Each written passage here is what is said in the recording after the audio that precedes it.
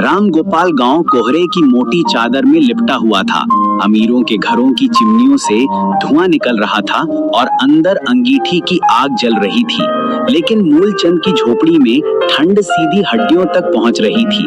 मूलचंद के पास केवल एक पतली रजाई थी जिसे वे चारों बारी बारी से ओढ़ते थे। उसकी पत्नी दामिनी अपने पुराने ऊनी कपड़े में लिपटी हुई चूल्हे के पास बैठी थी जहां आग जल नहीं रही थी।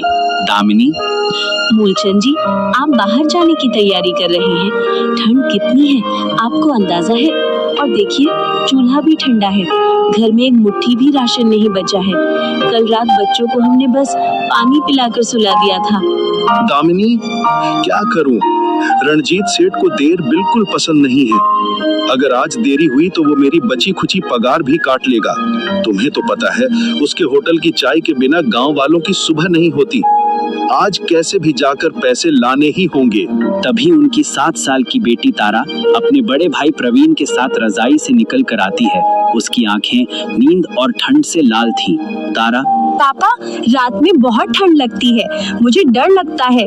मेरी रजाई बहुत पतली हो गई है। प्लीज आज आप जब वापस आना तो हमारे लिए नई मोटी वाली रजाई लेकर आना, प्लीज। हाँ बाबा, और मेरी टी शर्ट भी फट गई है। मुझे दुकान पर जाने में शर्म आती है। अगर आप रजाई और राशन ले आए तो मैं नया स्वेटर नहीं मांगूंगा। मूलचंद का गला भरा। वह अपने बच्चों की ओर देखते हैं। उनके पास उन्हें देने के लिए गर्म कपड़े या अच्छा खाना भी नहीं था। वह दर्द को अंदर ही निगल जाते हैं, अपनी आंखों से आंसू नहीं गिरने देते। मूलचंद मजबूरी भरा आश्वासन अपनी आवाज को मजबूत बनाते हुए, हाँ, मेरी बेटिया रानी तारा और मेरे पहलवान प्रवीण, तुम चिंता मत करो। मैं पूरी कोशिश करूंगा। आज सेठ से पूरे पैसे लेकर आऊंगा और सबसे पहले तुम्हारे लिए नई रजाई और ढेर सारा गरम खाना लेकर आऊंगा। तुम दोनों माँ के पास रहो। वह अपनी पत्नी की ओर देखते हैं जो निराश आंखों से उनकी ओर देख रही थी। वह बिना कुछ कहे बाहर निकल जाते हैं, कोहरे में तेजी से दामिनी के डर और बच्चों के सपने पीछे छोड़ते हुए। रंजीत सेठ का होटल चाय महल नाम का गांव में सबसे शानदार था। ठंड के बावजूद दुकान के बाहर लोगों की भीड़ लगी थी। मूलचंद को चाय बनाने का जन्मजात हुनर था। मूलचंद को पढ़ना लिखना नहीं आता था, इसलिए चाय बनाने के अलावा वह कोई और काम नहीं कर सकता था। रंजीत सिंह सेठ, अरे ओ मूलचंद, बहरा हो गया है क्या तू? 6 बज गए, आज फिर देर से आया है। तुझे पता है ना कि मेरी दुकान पर सुबह की पहली चाय कितने बजे बन जानी चाहिए? अगर आज तू 1 मिनट भी देर करता तो मैं तेरी आधी पगार काट लेता। माफ कर दीजिए, ठंड बहुत ज्यादा थी और बच्चों को थोड़ी देर आग के पास बिठाना पड़ा था। मैं कसमें खाता हूँ, अब 1 मिनट की भी देरी नहीं होगी। कसमें? चल चल, हाथ चला। तेरे कसमें खाने से मेरी दुकान का नुकसान नहीं भरेगा। देख बाहर कितनी भीड़ है। ये सब तेरी चाय पीने आए हैं। जल्दी कर, तेरी चाय में स्वाद है, तेरी मेहनत में नहीं। हाथ चला। मूलचंद ठंड को भूलकर तेजी से चाय बनाने लगता है। उसकी चाय की खुशबू पूरे चौक में फैल जाती है। वह लगातार चाय बनाता रहा। उसके हाथ और पांव ठंड से सुन्न हो गए थे। मूलचंद चुप होकर काम करता रहा। वह उस दिन बिना कुछ खाए भूखा ही पूरी दोपहर काम करता रहा।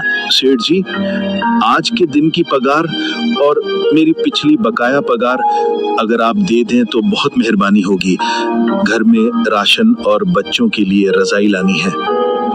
हाँ, पगार मैं जानता हूँ, पर आज नहीं। आज तो मुझे बाहर से सामान लाना है, इसलिए पैसे मेरे पास कम हैं। मैं तुम्हें कल दे दूंगा। वैसे भी तुम इतने कंगाल नहीं हो कि एक दिन खाना न खा सको। प्लीज सेठ जी, कल नहीं। मेरी छोटी बेटी बहुत ठंड से कांप रही है। प्लीज थोड़े ही दे दीजिए। मैं आपकी कसम खाता हूँ, मैं कोई बहाना नहीं बना रहा। घर में कल के लिए अनाज भी नहीं है। बहाना? तेरी जैसी औकात की आदमी को बहाना बनाना खूब आता है। जा, झूठा मत बन। इतने भी गरीब नहीं हो कि एक दिन का खाना भी ना हो। और अगर तूने ज्यादा मुंह चलाया तो जो बची खुची पगार है वो भी कट जाएगी। निकल यहाँ से। वह लगभग उसे धक्का दिया। मूलचंद दुखी मन से वहां से चला जाता है। उसके हाथ खाली थे और दिल टूटा हुआ था। मूलचंद घर के बाहर कुछ देर खड़ा रहा।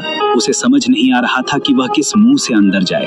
आखिरकार वह हिम्मत करके अंदर गया। पापा, पापा, आप आ गए। रजाई कहाँ है?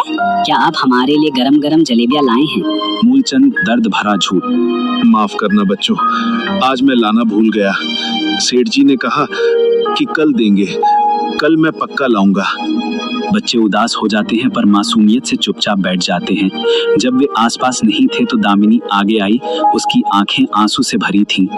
मूलचंद जी, मैं आपकी बहुत आभारी हूँ, पर कल का मैं कुछ करता हूँ। आज किसी तरह सूखी रोटी और नमक है, उससे काम चला लो। वह रात ठंड और भूख में सूखी रोटी खाकर गुजर गई। मूलचंद को पूरी रात नींद नहीं आई। उसने फैसला कर लिया कि अब उसे सेठ के सामने कमजोर नहीं पड़ना है, उसे कुछ और करना होगा। पिछली रात की ठंड और भूख के बावजूद आज समय से पहले होटल पहुंच गया था। उसका शरीर अंदर से कांप रहा था, लेकिन उसके मन में एक उम्मीद थी कि आज सेठ उसे कल और आज का पूरा हिसाब देगा। रणजीत सिंह। ओए मूलचंद, आज जल्दी आया है। कल की धमकी का असर हुआ लगता है, पर ये क्या, तेरे शरीर में जान नहीं है क्या? इतना धीरे क्यों चल रहा है? कल का गुस्सा अभी भी है क्या? हाथ चला। मुझे काम चाहिए, बहाना नहीं। मालिक, मेरा शरीर थोड़ा कमजोर है, पर मैं पूरी ताकत से काम कर रहा हूँ। आज की चाय कल से भी ज्यादा स्वादिष्ट बनेगी, आप देख लीजिएगा। मूलचंद जानता था कि अगर उसने जवाब दिया तो सेठ पैसे नहीं देगा। उसने अपने दर्द को चाय में मिला दिया। थोड़ी देर में चाय की गर्म खुशबू से होटल भर गया और भीड़ लगने लगी। रणजीत सिंह। अरे सुनिए, मेरी चाय की तारीफ मत कीजिए, ये सब इस गरीब का कमाल है। ये चाय नहीं, जादू है।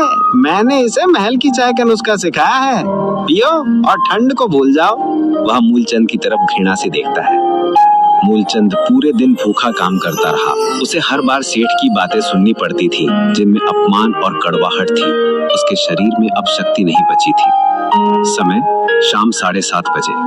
पूरा दिन बीत गया। मूलचंद ने हिम्मत जुटाकर सेठ के पास जाने का फैसला किया। उसकी पिछली बकाया पगार लगभग 550 रुपए थी और आज की मजदूरी अलग।